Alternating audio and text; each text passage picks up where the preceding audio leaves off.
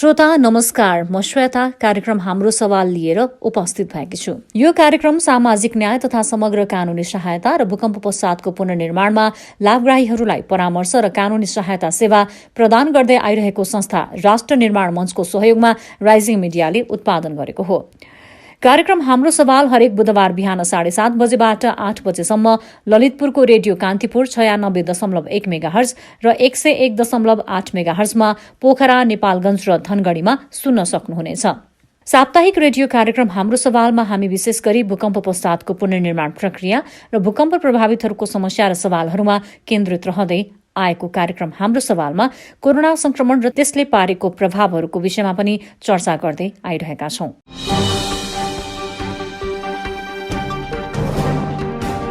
कार्यक्रमको सुरुवातमा राष्ट्र निर्माण मञ्च मार्फत गण्डकी प्रदेशमा मनोसामाजिक परामर्श सेवा पुर्याउँदै आउनुभएकी परामर्शदाता आरजु कार्कीसँग गरिएको कुराकानी प्रस्तुत गर्दैछौं।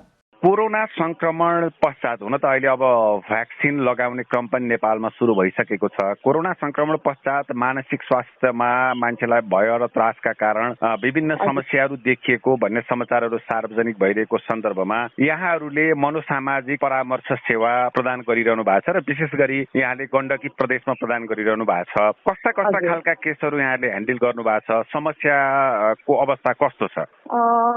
सुरुमा भन्नुपर्दा त हामीले त अब यो लक्षित कोरोना भाइरसको पेन्डेमिकले गरेर भयो भनेर नै सुरुवात गरेको हो। तर काउन्सिलिङ गरिराख्दा के थाहा भयो भने मनोसामाजिक रोग चाहिँ अहिले मात्र नभएर पहिलादेखिकै समस्या रहेछ, हामीले चाहिँ यसलाई धेरै ध्यान दिएको रहेछौँ भन्ने चाहिँ मलाई फिल भयो। किनभने समस्याहरू चाहिँ पेन्डेमिकसँग मात्र रिलेट नभएर अरू कुराबाट पनि धेरै समस्याहरू लिएर बेनिफिसियरिजहरू चाहिँ म बाटोमा आइपुग्नु भएको थियो।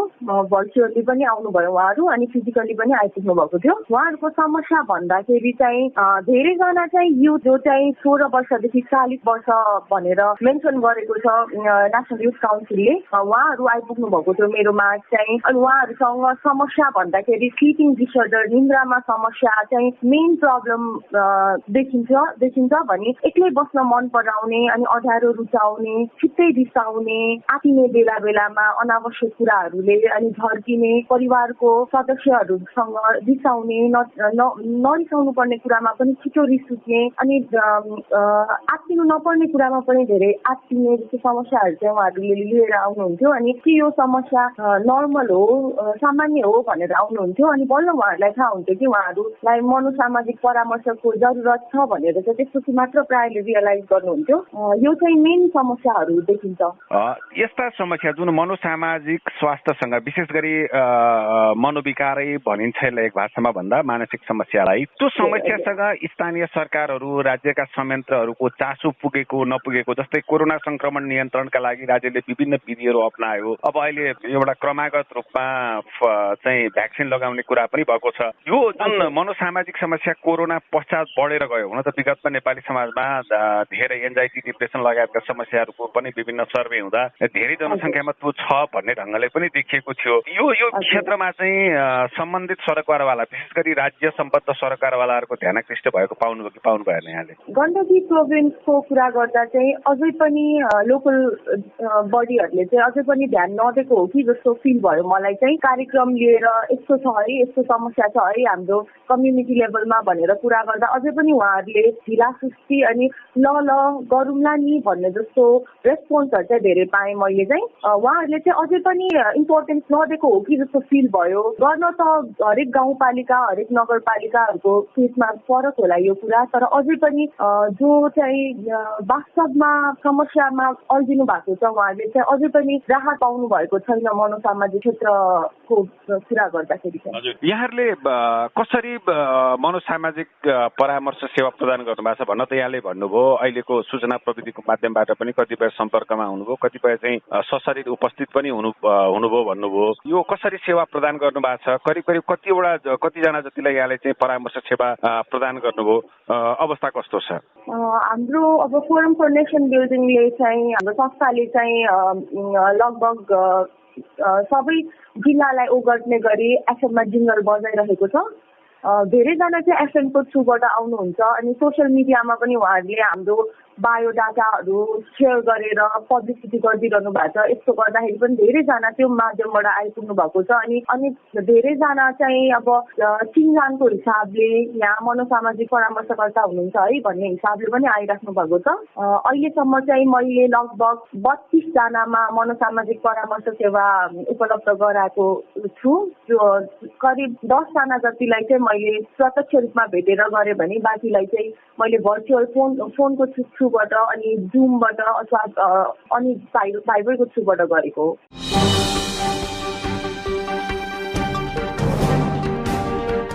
उहाँ हुनुहुन्थ्यो राष्ट्रिय निर्माण मञ्च मार्फत गण्डकी प्रदेशमा मनोसामाजिक परामर्श सेवा पुर्याउँदै आउनुभएकी परामर्शदाता आरजु कार्की।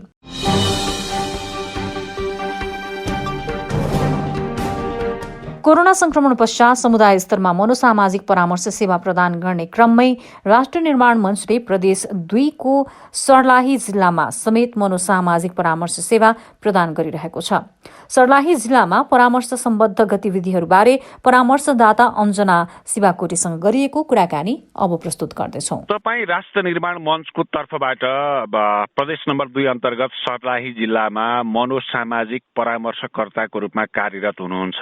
तपाईँले यो बीचमा करिब 2-3 महिनाको बीचमा मानसिक स्वास्थ्य सम्बद्ध कस्ता व्यक्तिहरूका केसहरूलाई ह्यान्डल गर्नुभयो, अर्थात् अवस्था कस्तो छ त्यहाँको? पहिला त अब मैले जहिलेबाट सर्लाही जिल्लामा आएर परामर्शकर्ताको रूपमा काम गर्दाखेरि चाहिँ सबैभन्दा सुरुमा चाहिँ यो मनोसामाजिक शिक्षा भने के हो, यो मानसिक रोग सम्बन्धीका कुराहरू होइन मान्छेलाई चाहिँ यो अवेरनेस गराउने तर्फ मलाई लाग्यो। किनभने फर्स्टमा त मान्छेलाई चाहिँ मेन्टल हेल्थ सम्बन्धी त्यति धेरै जानकारी नभएको, स्वास्थ्य भनेको चाहिँ शारीरिक रूपमा मात्रै हो भन्ने खालको जुन बुझाइ छ नि, त्यो बुझाइलाई चाहिँ मेन्टल हेल्थ भनेको चाहिँ के हो, यसका समस्याहरू के हुन्छन् भन्ने विषयमा चाहिँ विद्यालयहरूमा गएर त्यहाँको स्थानीय त्यहाँका चाहिँ आमा समूहहरू त्यहाँनिर चाहिँ प्रतिनिधित्व गर्ने विभिन्न सङ्घ संस्थाका महिला दिदीबहिनीहरूसँग सामाजिक अभियन्ताहरूसँग बसेर यो विषयमा पहिलो सुरु चाहिँ मैले मनोसामाजिक शिक्षाको विषयमा चाहिँ अहिले पनि त्यसैमा काम गरिरहेको छु। र अहिले यो विशेष गरी कोभिड पछि चाहिँ मेरो जिल्लामा चाहिँ कोभिडले त्यति धेरै असर चाहिँ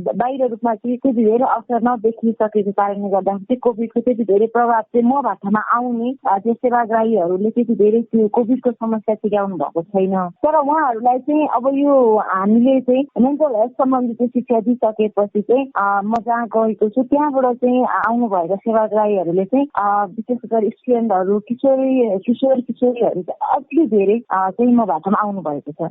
महिला हिंसाको तथ्याङ्क हेर्ने हो भने अनि सँगसँगै अन्य घटनाक्रमहरूलाई पनि हेर्ने हो भने प्रदेश नम्बर 2 मा तथ्याङ्कगत रूपमा बढी देखिन्छ। अनि खुला बोर्डरका कारण लागु औषधको प्रयोगको पनि बढोत्तरीका कतिपय तथ्याङ्कहरू हामीले देखेका छौँ। दहेज प्रथा लगायतका विभिन्न जुन यो लैङ्गिकतामा आधारित हिंसाहरूले महिलाहरू बढी प्रताडित हुने भन्ने को पनि हामी देख्छौँ सुन्छौँ। त्यो आधारमा हेर्ने हो भने महिला किशोरीहरूमा यो मनोसामाजिक समस्या जुन हिंसाले पीडाले निम्त्याएको समस्या बढिसके छैन, अर्थात् अवस्था कस्तो छ?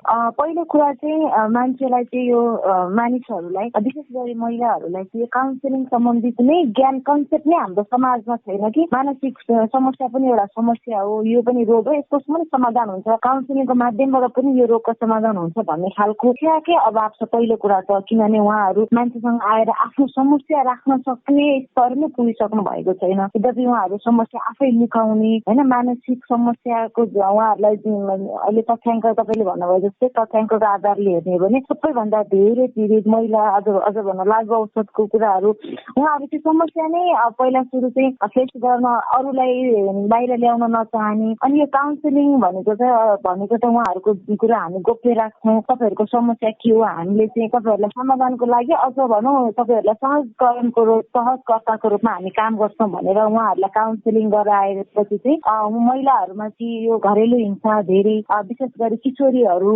विद्यालय जाँदाखेरिको समस्याहरू घरभित्र भएका समस्याहरू चाहिँ अहिले चाहिँ लागु औषधको भन्दा नि महिलाहरू चाहिँ अलि धेरै अब म महिला भएको कारणले पनि उहाँहरूलाई अझ सहज भयो कि होइन उहाँहरू चाहिँ अझै धेरै चाहिँ आउनु भएको छ मसँग।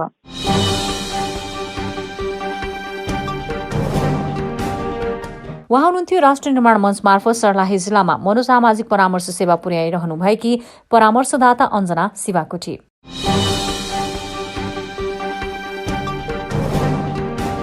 श्रोता, राष्ट्रिय निर्माण मञ्चले देश तथा वैदेशिक रोजगारी वा अन्य कारणले विदेशमा रहेका नेपालीहरूलाई मध्यनजर गर्दै दूर मनोसामाजिक परामर्श सेवा समेत प्रदान गर्दै आइरहेको छ। करिब 10 महिनादेखि दूर मनोसामाजिक परामर्श सेवा प्रदान गर्दै आइरहनुभएकी प्रतिमा शर्मासँग गरिएको कुराकानी अब प्रस्तुत गर्दैछौँ। कोरोना संक्रमण पश्चात विशेष गरी मनोस्वास्थ्यमा विभिन्न समस्याहरू बढेर गएको भन्ने विभिन्न तथ्याङ्कहरूबाट सार्वजनिक सञ्चार माध्यमहरूबाट पनि हामीले सुन्न, देख्न, भोग्न पायौं र अहिले आएर अब कोरोना नियन्त्रणको लागि समेत नेपालमा आइसकेको अवस्था छ र विशेष गरी फ्रन्ट लाइनमा काम गर्ने व्यक्तिहरूलाई खोप लगाइदैछ।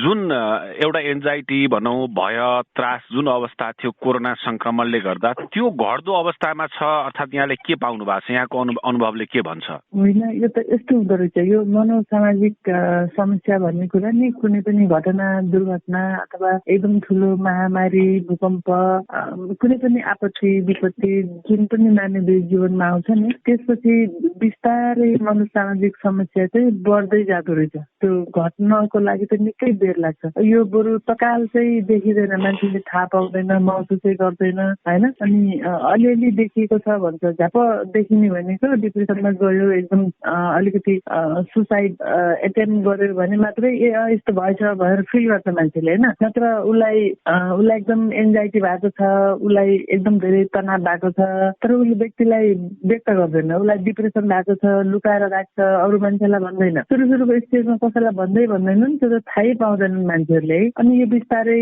6 महिना, 1 वर्ष, 2 वर्ष हुँदै गर्दा कुनै पनि घटनाको चाहिँ त्यो इफेक्ट देखिने भनेको 5 वर्षपछि, होइन, 3 वर्ष, 5 वर्षपछि चाहिँ त्यो बल्ल त्यसको असर चाहिँ एकदम धेरै देखिन्छ क्या। पहिलाको भूकम्पको असर चाहिँ आजकल बढी देखिया जस्तो अब यो कोरोनाको असर पनि दिनदिनै बढ्दै गएको अवस्था हो। तुलनात्मक रूपमा हेर्ने हो भने कस्ता खालका मानिसहरूले बढी भन्न उमेरको हिसाबले अब परिवारबाट पनि नेपालमा धेरै वैदेशिक रोजगारीमा जान बाध्य मान्छे छन्, परिवारभन्दा टाढा गएर श्रम गर्नुपर्ने अर्थात् आफ्नो रोजीरोटीलाई जानुपर्ने अवस्था छ, उमेर समूहको हिसाबले, यी सबै हिसाबले हेर्दा तपाईँले परामर्श गर्दा कुन उमेर समूह अर्थात् कस्ता वर्ग क्षेत्रका मान्छेहरूलाई परामर्श गर्नु पर्यो? समस्या कस्तो क्षेत्रमा देखियो? हामीले चाहिँ त्यो प्रोडक्टिभ एज भन्छौँ नि, उत्पादनमूलक समय चाहिँ उर्वर उमेर समूह भन्छौँ नि। अब अलिकति योजना बनाउने, गरी खाने उमेर के, जागिर खाने अथवा व्यापार बिजनेस गर्ने, होइन, वैदेशिक रोजगारमै जाने, अब यो एउटा अवसरको खोजी गर्ने व्यक्तिहरूमा चाहिँ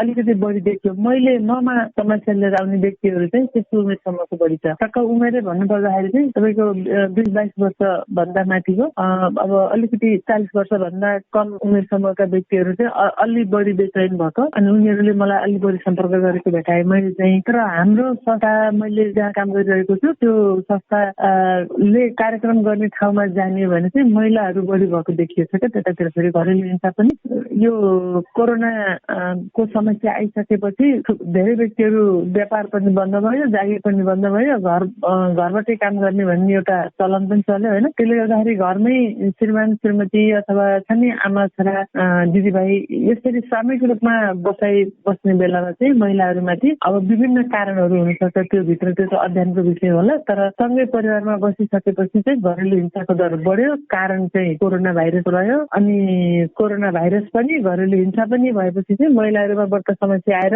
महिलाहरूको माझमा मनोसामाजिक विमर्श, तपाईँको मनोसिता, अनि हामीले चाहिँ यो प्राथमिक मनोसामाजिक विमर्श के अरे उपचार भन्छौँ, त्यो सेवा चाहिँ बढ्ता महिलाहरूको समूहमा गएको छ।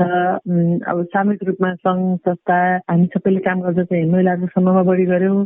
दूर मनोविमर्श सेवाको हिसाबले हेऱ्यो भने चाहिँ महिलाहरूको पहुँच नपुगेर होला दूर मनोविमर्शकर्ताकोमा। मका महिलाहरूको संख्या भन्दा पनि युवाहरूको संख्या चाहिँ बढी आयो, तर युवाभित्र पुरुष पनि छ, महिला पनि छन्। फेरि तपाईँले अघि सुरुमा एउटा महत्त्वपूर्ण कुरा गर्नुभएको थियो। हुन त विश्व स्वास्थ्य संगठनले नै क्रोनिक डिजिज अर्थात् दीर्घ रोगहरू र शारीरिक रोगहरू भन्दा मानसिक समस्या सबैभन्दा जटिल रूपमा विश्वमा निमुखरित हुँदैछ भनेर विश्व स्वास्थ्य संगठनले नै भनिसकेको छ। हाम्रो जस्तो तेस्रो विश्वको मुलुकमा जहाँ सामाजिक सम्बन्धहरूमा आर्थिक कारणले गर्दा धेरै जटिलताहरू छन्, अनि अहिलेको उपभोगवादी र आधुनिक चिन्तन प्रणालीले गर्दा परिवारमा विखण्डन र विग्रहको दर बढ्दो पनि देख्छौँ हामीहरू। फेरि अर्को भनेको कुनै पनि महामारी वा प्रकोपले गर्दा सबैभन्दा बढी प्रताडित हुनुपर्ने महिला बालबालिका अर्थात् गरिब जनसङ्ख्या नै देखिन्छ। यसरी हेर्दा जस्तै अहिले यहाँले कोरोनाकै कुरा गर्दा अर्को 2 वर्ष 4 वर्ष 5 वर्षपछि असाध्यै बढेर जान्छ भनिरहँदा तपाईँ सुझाव दिनुहुन्छ सरकारवाला राज्य वा सम्बन्धित निकायहरूलाई के भन्न चाहनुहुन्छ?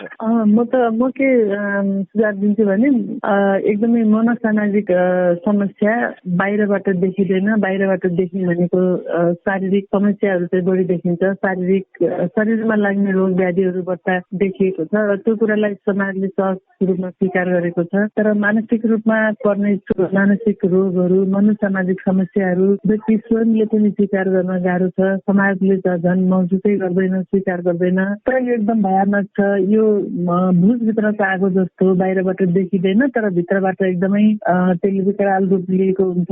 त्यसकारण यदि कुनै पनि व्यक्तिलाई राम्रोसँग निद्रा लागेको छैन, मनोरञ्जनमा कुनै रुचि छैन, गर्दै आएको काममा अलिकति बाधा व्यवधानहरू परेको छ र व्यक्ति बीचको सम्बन्धमा दरारहरू पैदा भएको छ, अविश्वासहरू पैदा भएको छ, त्यहाँभित्र केही त्यस्ता समस्याहरू छ भने यो एउटा मनोसामाजिक समस्याको लक्षण हो। यस्तो देखिएको व्यक्तिहरूलाई मनोविमर्श सेवामा लगिहाल्नुपर्छ र ढिलो नगरिकन अब हरेक गाउँमा वडामा पालिकामा जताततै मनोसामाजिक विमर्शकर्ता उपलब्ध हुनुपर्छ।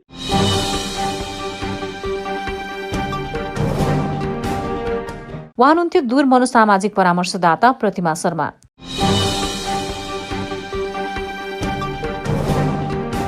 श्रोता, अहिले हामी कोरोना भाइरस संक्रमणको महासंकटबाट गुज्रिरहेका छौं। खोप अभियान शुरू भए पनि सबै जनताले खोप सहज रूपमा पाउन अझै केही समय लाग्ने देखिएको छ।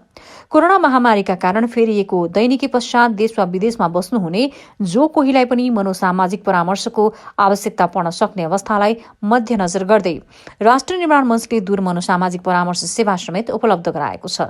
यदि तपाईलाई कुनै पनि मनोसामाजिक परामर्शको आवश्यकता छ भने 9851 77025 98435 86902 9843 73 8740 9741 74 38 28 मा सम्पर्क गर्न सक्नुहुनेछ।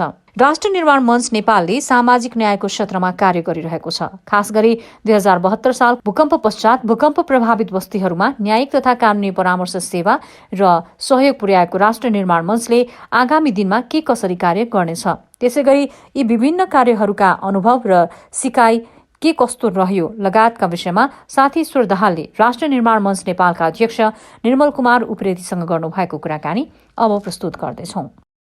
राष्ट्र निर्माण मञ्चले विशेष गरी भूकम्प पश्चातको जो सेवाग्राही वा लाभग्राही वा भूकम्प पीडित वा प्रभावितका लागि न्यायिक उपचार र कानूनी परामर्शमा काम गर्यो। त्यसै गरी कोरोना संक्रमण पश्चात दूर मनोसामाजिक परामर्श सँगसँगै सामाजिक न्याय सम्बद्ध कतिपय ठाउँमा राहत वितरण लगायतका क्षेत्रमा काम गर्यो र यो प्राकृतिक प्रकोप होस्, महामारी होस्, यो अवस्थामा चाहिँ यो सामाजिक न्यायको अवस्था, सामाजिक न्यायको र न्यायिक पहुँचको अवस्था कस्तो हुँदो रहेछ, यहाँहरूले के मूल्याङ्कन गर्नुभएको छ? हामीले विशेष गरी भूकम्प प्रभावितहरूलाई र यो कोरोना पश्चातको महामारीमा त्यसै गरी मनोसामाजिक जुन विमर्श परामर्श कामहरू गर्यौँ, त्यो हाम्रो अनुभव के रह्यो भने धेरै जस्तो जस्तोसुकै अवस्थामा रहे पनि विशेष गरी यो सीमान्तकृत अलि पछाडि परेको समुदायहरू, विशेष गरी विपन्नहरू जो चाहिँ दैनिक ज्यालाझेली गरेर काम गर्न पर्ने क्लासको जुन मजदुरहरू हुनुहुन्छ, उहाँलाई अलिकति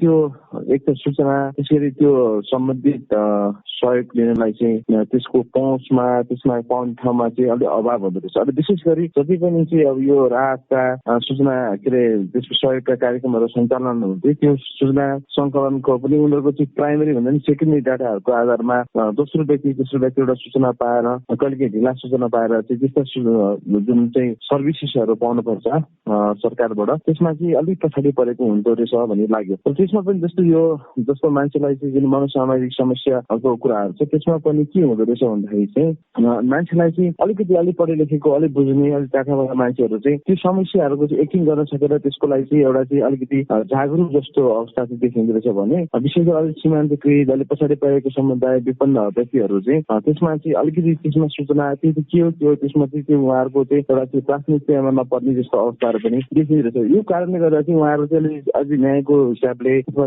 सूचना पहुँचको हिसाबले पनि पछाडि परेको हुनाले उहाँहरूले त्यो पाउने सर्भिसेसहरू अलिक पछाडि पर्नुहुन्छ कि पर्नु भयो हो कि जस्तो चाहिँ हामीले महसुस गर्यो। तपाईँले यसो भनिरहँदा राज्यको अहिले स्थानीय सरकार छ, संरचनाहरू पनि राज्यको वडा तहसम्म छ, टोल तहसम्म छ। जस्तै संरचनाकै कुरा गर्ने हो भने आमा समूह, स्वास्थ्य स्वयंसेविका, कृषक समूह, महिला समूहहरूको एउटा सञ्जाल कतै न कतै राज्यसँग, राज्यका संयन्त्रसँग जोडिएको छ। यस्ता संयन्त्रहरू जति क्रियाशील हुनुपर्ने हो, जति सुसूचित हुनुपर्ने हो, जति सशक्त हुनुपर्ने हो, त्यो नभएको अर्थात् नपुगेको जस्तो आभास हुन्छ तपाईँको कुरा सुन्दा। त्यस्तो हो?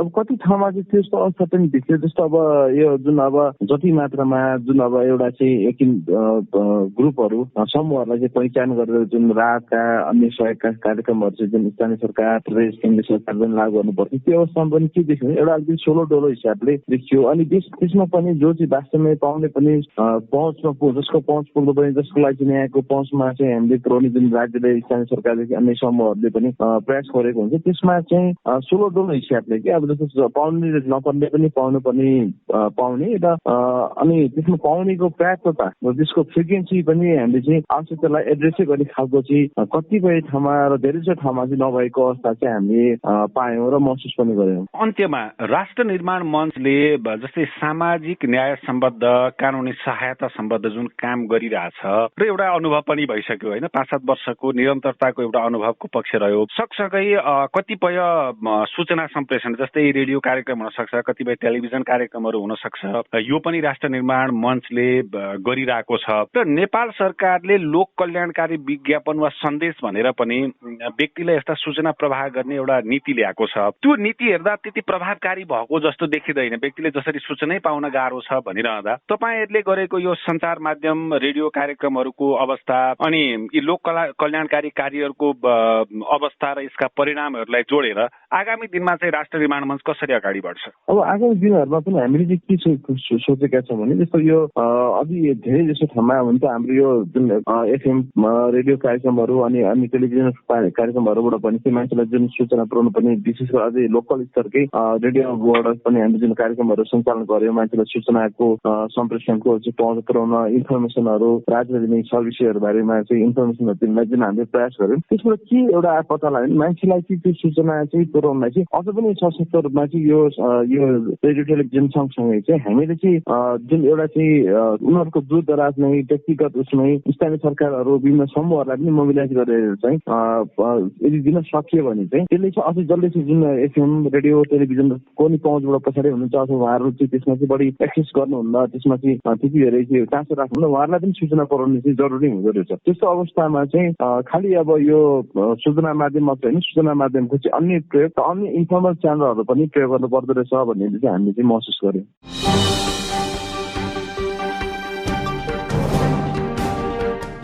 उहाँ हुनुहुन्थ्यो राष्ट्र निर्माण मञ्च नेपालका अध्यक्ष निर्मल कुमार उप्रेती।